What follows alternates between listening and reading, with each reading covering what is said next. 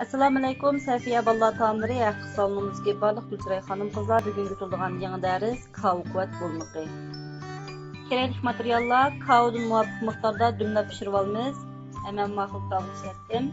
Ondan 1,5 qo'shiq un, 1 qo'shiq shirka, muvofiq miqdorda siriq may yoki quyruq may, eritib tayyorlangan quyruq may.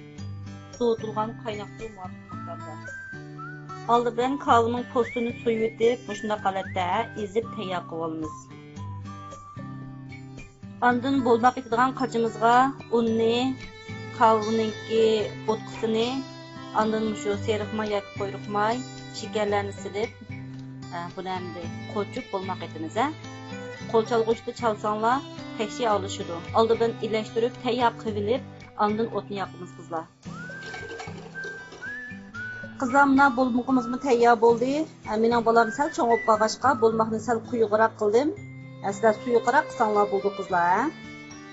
Mushkul holatda ilashtirib, tegin tutqizib qo'ymay pishiramiz. Qizlar, mana kava quvvat bo'lmoqimizmi tayyor bo'ldi. Hammalarning oilangiz sinob qilishinglarni umid qilaman. Intan yeyishlik bo'ldi ya. Intan yeyishlik bo'lgan kava quvvat bo'lmoqimiz tayyor bo'ldi. Bilmagan, tushunmagan yerlar bo'lsa ayrimxonada so'rasanglar bo'ldi. Bugungi dars tamom qizlar.